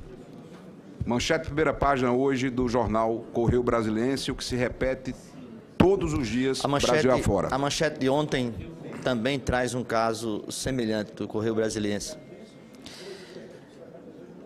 O recurso já está pronto? O recurso já está pronto? Me permite, senhor presidente. Só que Ele esclarecendo sabe qual é. o nosso sabatinado, doutor Neff Cordeiro, quero até me pedir desculpa, o meu calendário estava errado, eu achava que era às 10, mas tenho suficientes informações sobre o doutor Neff para poder manifestar. Mas o presidente está se referindo a uma proposta de emenda à Constituição de minha autoria, que mantém a regra geral da maioridade penal, da imputabilidade, aos 18 anos. Essa é a regra geral. Mas permite uma exceção. No caso em que o adolescente, que tenha mais de 16 anos, tenha cometido um ato infracional que possa ser caracterizado como crime hediondo, como homicídio qualificado, estupro de vulnerável, latrocínio. Nesses casos, por iniciativa do Ministério Público, do promotor público que atua na vara da infância e adolescência, por iniciativa exclusiva do Ministério Público, poderá ser instaurado o que eu chamaria de um incidente de desconsideração da inimputabilidade, que seria processado perante o juiz desta vara, afeito, portanto, a questões da infância e do adolescente. E o juiz, então, iria, mediante uma análise criteriosa da personalidade do adolescente, dos seus antecedentes, iria aferir a sua capacidade de discernimento, né? E, nesses casos, caso em que esse incidente se concluísse pela imputabilidade, pelo fato de que esse adolescente tem condições de entender o que está fazendo, num processo que se dá perante com ampla defesa, o juiz poderá aplicar a lei penal. E, nesse caso condenado a pena privativa de liberdade, cumpriria a pena num estabelecimento à parte, separado tanto dos adultos quanto dos demais adolescentes. Essa é a emenda constitucional, foi votada aqui na Comissão de Constituição e Justiça, ela foi rejeitada por 11 votos a 8, e eu já recorri ao plenário, recolhi já 22 assinaturas, o mínimo seria 10, tenho 22, estou aguardando a inclusão na ordem do dia. Agradeço a Vossa Excelência. Senador Arcigo Gax, senhor como presidente, o último interpelante no segundo bloco. Muito bem. Senhor presidente, senhoras senadoras, senhores senadores, os ministros que nos visitam serão bem-vindos. Não tenho nenhum questionamento, senhor presidente, só apenas cumprimentar o doutor Neff. Eu tive o prazer de conhecer o seu currículo no ano passado e também fazer o encaminhamento para que a nossa presidenta Dilma o indicasse. Parabenizo pela indicação, desejo muito sucesso, muita sabedoria para distribuir justiça ao povo brasileiro. Os cumprimentos mais uma vez. Muito obrigado, senhor presidente. As origens do senador Assir, falando também muito alto. Com a palavra o desembargador Neff Cordeiro. Inicialmente, senhor presidente, eu gostaria de novamente agradecer. Há um juiz que está acostumado a decidir em seu gabinete, acostuma-se até a ficar fechado muitas vezes, o que é até um erro, mas é um mal que a profissão acaba muitas vezes levando. Esse processo de indicação para um tribunal superior, em busca no contato de apoios, às vezes pode parecer, e ao início é realmente desgastante. Agora, acaba se conhecendo muitas pessoas que vêm a aderir ou que vêm a fazer sugestões e que mostram realmente a preocupação com um Brasil melhor, que mostram a preocupação em qualificar os quadros da justiça. E nesse processo eu tive apoios realmente que muito sensibilizaram. E senador Benedito Lira, agora fico sabendo também, senador Assir, já tivemos contato. Meus agradecimentos à interferência do ministro Napoleão. Fico muito sensibilizado, muito honrado. E o que eu tenho dito a todos é que a minha promessa, se vier a ser aprovado nesta sabatina e pelo Senado, no plenário, é de retribuir esses apoios com o melhor trabalho que eu puder. Meu agradecimento será pelo trabalho, dedicação que vou tentar desenvolver no Superior Tribunal de Justiça, se for a vontade do Senado Federal. Bom, o primeiro tema, senador Cássio Cunha Lima, e que coincide até também com do senador Benedito, é a questão da minoridade penal. Eu até acabei tendo conhecimento de alguns detalhes da proposta pelo senador Aloysio Nunes que eu até não sabia com antecedência. Eu estava imaginando que iria simplesmente se colocar os menores numa cadeia com os maiores. E aí a preocupação com a máxima, advogados costumam falar com a máxima vênia, com a máxima licença, eu não veria vantagem alguma. Nós já temos a internação como possível no Estatuto da Criança, nós estaríamos simplesmente tirando um menor de uma prisão de menores para colocar numa prisão com maiores, crime organizado e todo o nosso drama social. A proposta de Vossa Excelência, porém, pelo que me passa agora, é de um estabelecimento separado dos menores e dos maiores. E só em crime hediondo. Aí me parece uma ponderação possível de sopesamento. Particularmente, eu confesso que não gostaria, meu senador. Particularmente, eu, como disse, vejo tantas mazelas na prisão que eu não vejo a prisão como resposta a nada, a não ser em crimes muito graves e reincidentes. A proposta de Vossa Excelência aproxima-se dessa minha exceção, muito graves ou reincidentes, mas trata de pessoas ainda com uma idade em que eu tenho pessoalmente receio de perder as esperanças. Mas a proposta de Vossa Excelência seria, me parece, juridicamente plenamente defensável e é uma proposta até que não me chocaria, como era a que eu imaginei inicialmente, que seria levar a presídios comuns. Nesse limite, havendo um tratamento separado para que não se contamine já pessoas de 16 anos, com limitação inclusive de crimes e de presídios, me parece juridicamente plenamente defensável. E realmente quem sente o crime, como o senador Cássio mostrou, não só de menores, mas é o tema agora, quem sente o crime é natural que queira vingança. É normal isso e a sociedade faz pressão por isso. E os senhores recebem, como representantes da sociedade, essa pressão. E acabam tendo que sopesar até que ponto a maioria, ou pelo menos os ruídos que aparecem como maioria, devem ser ouvidos ou não. Não se pode legislar, e Vossas Excelências me ensinem isso, por favor, mas creio que não se possa legislar por urgências, né? Nós devemos pensar, amadurecer, para que não se decida algo que depois possa ser melhor examinado em outro sentido. Mas Vossas Excelências estão fazendo um grande trabalho nesse caminho e fico feliz em saber que as alternativas são interessantes, sim.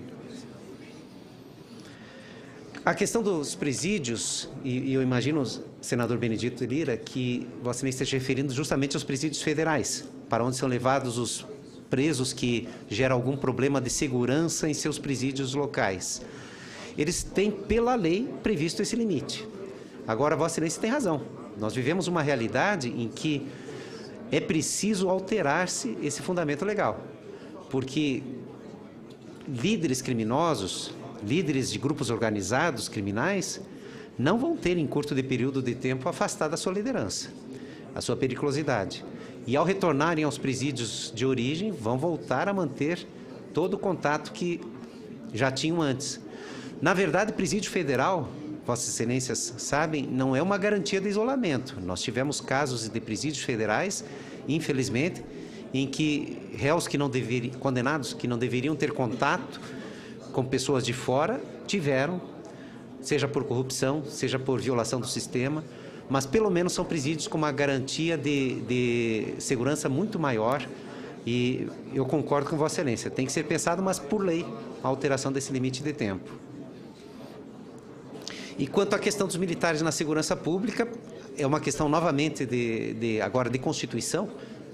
As Forças Armadas são destinadas à defesa externa e territorial, mas que eu acho muito interessante a proposta. Alguns países até já prevêem esse sistema de atuação das Forças Militares também na segurança pública. E, pelas características do Brasil, é algo muito interessante a se pensar. E, inclusive, é algo que deveria ser objeto de uma consulta. Os militares, com certeza, vão ter contribuições a serem feitas nesse sentido. Me parece que as forças militares não gostam dessa ideia, mas é algo que a sociedade pode discutir, do que quer para essa força tão grande que temos à disposição. para defender o país, mas que pode, em tempos de paz, servir a outros fins também. Agradeço novamente as perguntas, senhores. Consulto os senhores senadores, senhoras senadoras, se aqui a lista de inscrição ela está esgotada. Senador José Agripino. Eu estava inscrito, presidente. Talvez tenha havido aí algum equívoco, algum engano. O senhor me desculpe, mas eu ainda perguntei ao assessor se Vossa Excelência já tinha falado e ele confundiu. Acho que Vossa Excelência acabou falando pela ordem. Sem nenhum problema. Claro, em tempo, Vossa Excelência... Crime organizado e todo o nosso drama social. A proposta de Vossa Excelência, porém, pelo que me passa agora, é de um estabelecimento separado dos menores e dos maiores. E só em crime hediondo. Aí me parece uma ponderação possível de sopesamento. Particularmente, eu confesso que não gostaria, meu senador. Particularmente, eu, como disse, vejo tantas mazelas na prisão que eu não vejo a prisão como resposta a nada, a não ser em crimes muito graves e reincidentes. A proposta de Vossa Excelência aproxima-se dessa minha exceção, muito graves ou reincidentes, mas trata de pessoas ainda com uma idade em que eu tenho pessoalmente receio de perder as esperanças. Mas a proposta de Vossa Excelência seria, me parece, juridicamente plenamente defensável, e é uma proposta até que não me chocaria, como era a que eu imaginei inicialmente, que seria levar a presídios comuns. Nesse limite, havendo um tratamento separado para que não se contamine já pessoas de 16 anos, com limitação inclusive de crimes e de presídios, me parece juridicamente plenamente defensável. E realmente quem sente o crime, como o senador Cássio mostrou, não só de menores, mas é o tema agora, quem sente o crime é natural que queira vingança. É normal isso e a sociedade faz pressão por isso. E os senhores recebem, como representantes da sociedade, essa pressão. E acabam tendo que sopesar até que ponto a maioria, ou pelo menos os ruídos que aparecem como maioria, devem ser ouvidos ou não. Não se pode legislar, e Vossas Excelências me ensinem isso, por favor, mas creio que não se possa legislar por urgências, né? Nós devemos pensar, amadurecer, para que não se decida algo que depois possa ser melhor examinado em outro sentido. Mas Vossas Excelências estão fazendo um grande trabalho nesse caminho e fico feliz em saber que as alternativas são interessantes, sim. A questão dos presídios, e eu imagino, senador Benedito Lira, que Vossa Excelência esteja referindo justamente aos presídios federais, para onde são levados os presos que geram algum problema de segurança em seus presídios locais. Eles têm, pela lei, previsto esse limite. Agora, Vossa Excelência tem razão. Nós vivemos uma realidade em que é preciso alterar-se esse fundamento legal, porque líderes criminosos, líderes de grupos organizados criminais, não vão ter, em curto de período de tempo, afastado a sua liderança, a sua periculosidade. E, ao retornarem aos presídios de origem, vão voltar a manter todo o contato que já tinham antes. Na verdade, presídio federal, Vossas Excelências sabem, não é uma garantia de isolamento. Nós tivemos casos de presídios federais, infelizmente, em que réus que não deveriam, condenados que não deveriam ter contato com pessoas de fora, tiveram, seja por corrupção, seja por violação do sistema, mas pelo menos são presídios com uma garantia de segurança muito maior. E eu concordo com Vossa Excelência, tem que ser pensado, mas por lei, a alteração desse limite de tempo. E quanto à questão dos militares na segurança pública, é uma questão novamente agora de Constituição. As Forças Armadas são destinadas à defesa externa e territorial, mas que eu acho muito interessante a proposta. Alguns países até já prevêem esse sistema de atuação das forças militares também na segurança pública. E, pelas características do Brasil, é algo muito interessante a se pensar. E, inclusive, é algo que deveria ser objeto de uma consulta. Os militares, com certeza, vão ter contribuições a serem feitas nesse sentido. Me parece que as forças militares não gostam dessa ideia, mas é algo que a sociedade pode discutir, do que quer. para essa força tão grande que temos à disposição, para defender o país, mas que pode, em tempos de paz, servir a outros fins também. Agradeço novamente as perguntas, senhores. Consulto os senhores senadores, senhoras senadoras, se aqui a lista de inscrição ela está esgotada. Senador José Agripino. Eu estava inscrito, presidente.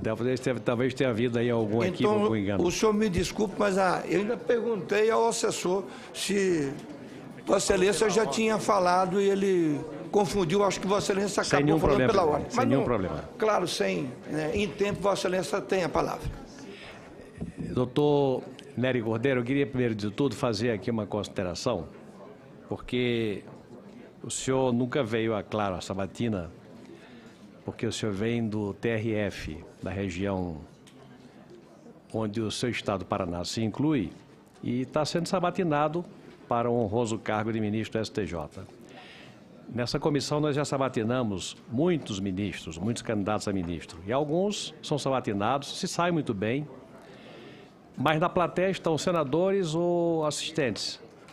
Eu acho que o senhor está contemplado pelo seu prestígio com um leque em quantidade e qualidade muito importante de futuros colegas, ministros do STJ e de outras cortes, o que aumenta a sua responsabilidade.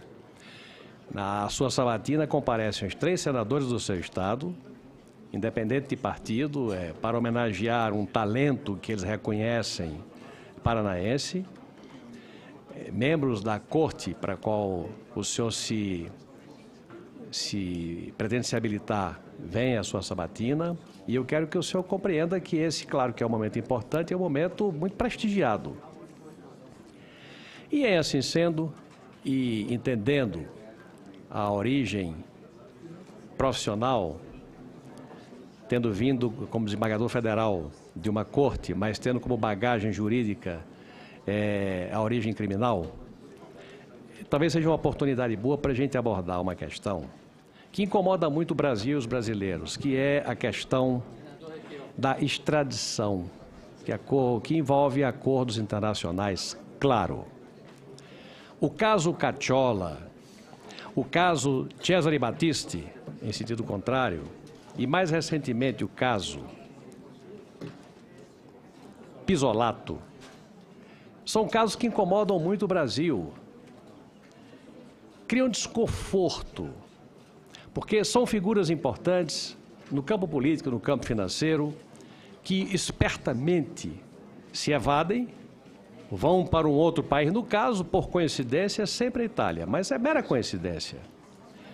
E a legislação não permite que essas pessoas venham cumprir as penas às quais estão condenados dos seus países. Battisti na Itália, Pisolato e Cacciola no Brasil. Cacciola, por um acaso, foi apanhado em Mônaco. Eu acho que é uma oportunidade, já que o senhor, a sua bagagem jurídica é de origem criminal, da gente ouvir a sua opinião sobre o que poderia ser proposto, porque acho que o Congresso precisa se envolver na formulação de uma nova proposta de acordo de extradição, até para responder à sociedade com relação à indignação que esses casos nos causam. Não são casos comuns, são casos que ocupam as manchetes de jornal, noticiário de televisão, durante meses seguidos. São coisas importantes, são coisas que geram exemplo, mau exemplo para a sociedade inteira. Então, acho que são coisas que, aproveitando a sua presença, a importância dos seus conhecimentos, pudéssemos ouvir alguma sugestão. O que é que o Congresso poderia fazer?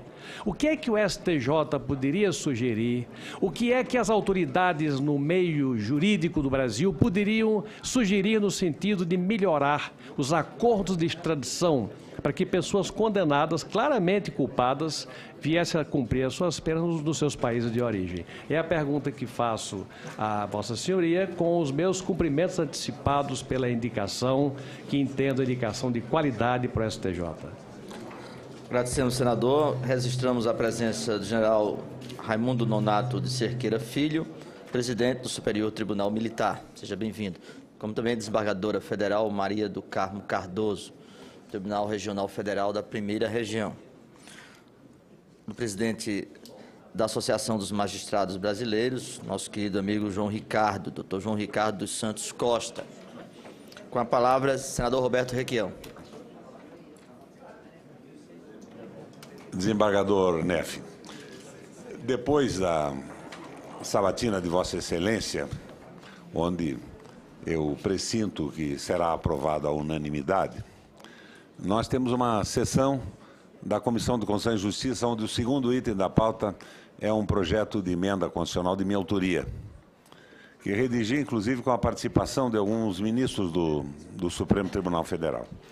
Esse projeto, a exemplo do que acontece na Alemanha e em tantos outros países, estabelece um mandato para um ministro do Supremo Tribunal Federal e coloca algumas restrições de forma a impedir que um único governo acabe nomeando um número muito grande de ministros no Supremo Tribunal Federal. É uma questão resolvida no mundo inteiro, não é uma mirtácea brasileira, não é uma jabuticaba, porque, inclusive, me chamava a atenção aqui atrás um companheiro que no próprio Tribunal Superior Eleitoral nós já temos mandato de 2 anos e que, na opinião dele e na minha também, devia ser elevado pelo menos para 4 anos. Então, vai a discussão da comissão e nós vamos ter uma votação no segundo item da pauta, logo após a sua sabatina. Eu queria a sua opinião sobre essa tese. Senador Pedro Tax. Senhor presidente, senhoras e senhores senadores, desembargador indicado, serei muito rápido, senhor presidente, muito rápido. Eu analisei a vida pregressa do senhor e quero dizer que o senhor é um servidor público decente, um servidor público que honra a República Federativa do Brasil. Portanto, um dos requisitos se encontra preenchido. Mas uma sabatina não pode ser um piquenique entre amigos. E o senador tem que exercer suas atribuições e eu tenho certeza que Vossa Excelência entende isso. Qual é a ideia de Vossa Excelência? E eu conheço o seu trabalho na área processual penal e penal. Qual é a ideia de Vossa Excelência a respeito de progressão de regime para tráfico de drogas e a decisão vacilante do Supremo Tribunal Federal a respeito deste ponto? Uma segunda indagação, a falta grave durante o cumprimento do regime fechado ou semiaberto impediria a progressão? Qual é a posição de Vossa Excelência a respeito disso? Um terceiro ponto, eu não sei se já foi perguntado aqui, nós temos um mandado expresso de criminalização na Constituição a respeito, no artigo 5º, inciso 43, a respeito da necessidade de termos um tipo penal para terrorismo. Eu gostaria de ouvir Vossa Excelência a respeito disso, tendo em conta os tratados internacionais que a República Federativa do Brasil é signatário, a nossa República, e, na ideia de Vossa Excelência, esse tipo penal necessitaria de uma excludente de licitude para afastar os movimentos sociais desta prática e a diferença de terrorismo, na opinião de Vossa Excelência, para crimes praticados através de multidões, crimes multitudinários e essas manifestações que ocorrem. Nós sabemos que as manifestações, elas revelam um direito fundamental do cidadão. A Constituição, ela agasalha as manifestações, defende, incentiva as manifestações. Mas como nós podemos fazer uma mediação entre as manifestações e aqueles que praticam crimes nas manifestações através de depredação de patrimônio público particular e também ofensa à integridade física do cidadão? Na opinião de Vossa Excelência, a legislação nacional já faria frente a este tipo de conduta? Faria frente a esse tipo de conduta? Continuo, senhor presidente. É possível direito adquirido, na opinião de Vossa Excelência, nas questões ambientais, na violação ao patrimônio até de futuras gerações? Existe decisão do Superior Tribunal de Justiça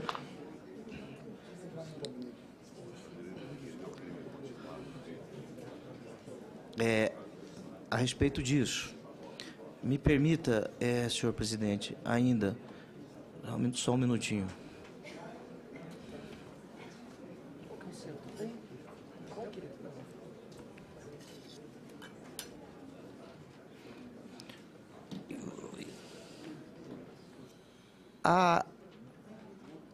Voltando ainda, me permita, na manifestação anterior, na pergunta anterior, a legislação do Canadá, ela proíbe a utilização de máscaras, apetrechos que possam esconder a identificação em manifestações. Vossa Excelência entende que isso seria constitucional na República Federativa do Brasil? Eu não sei se foi perguntado, senhor presidente. Se for perguntado, eu peço escusas. Como em tantos outros países, estabelece um mandato para um ministro do Supremo Tribunal Federal e coloca algumas restrições de forma a impedir que um único governo acabe nomeando um número muito grande de ministros no Supremo Tribunal Federal. É uma questão resolvida no mundo inteiro, não é uma mirtácea brasileira, não é uma jabuticaba, porque, inclusive, me chamava a atenção aqui atrás um companheiro que no próprio Tribunal Superior Eleitoral nós já temos mandato de 2 anos e que, na opinião dele e na minha também, devia ser elevado pelo menos para 4 anos.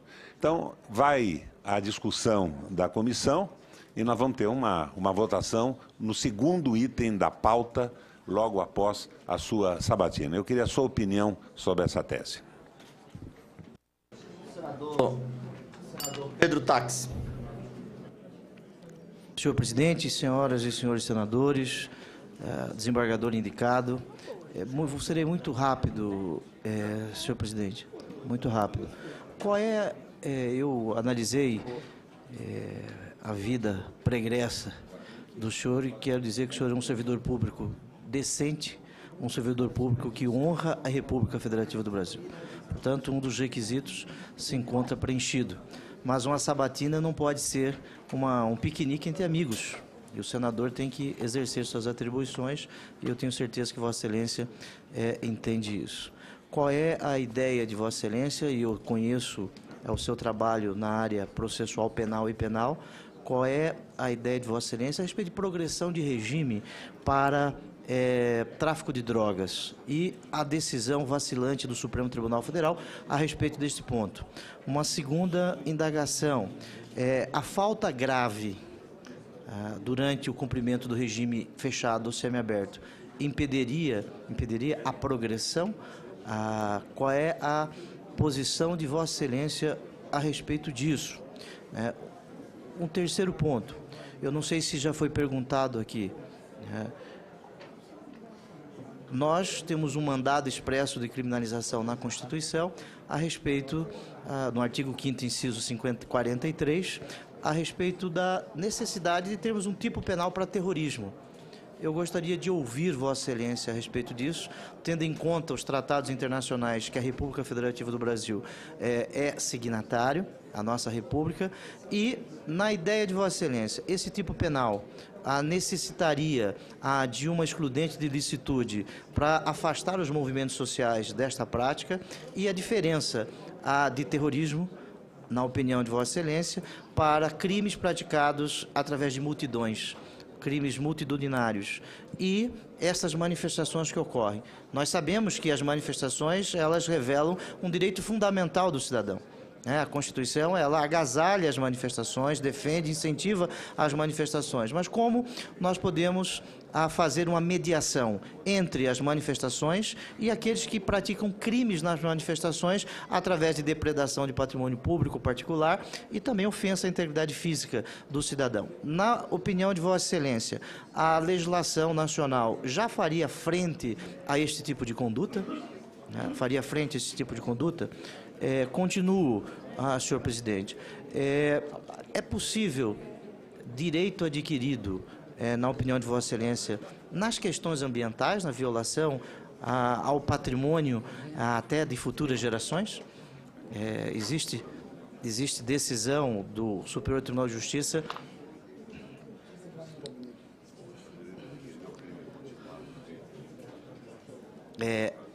a respeito disso.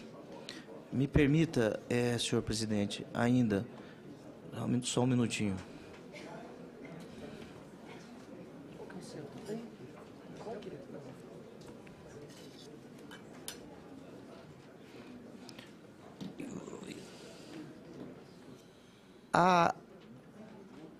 Voltando ainda, me permita, na manifestação anterior, na pergunta anterior, a legislação do Canadá, ela proíbe a utilização de máscaras, apetrechos que possam esconder a identificação em manifestações.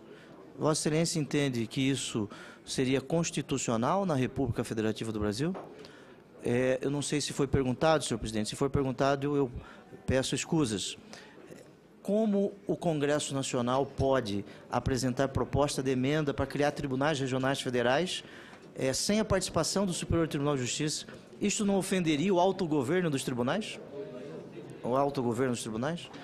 São essas, senhor presidente, e agradeço se pudesse respondê-las.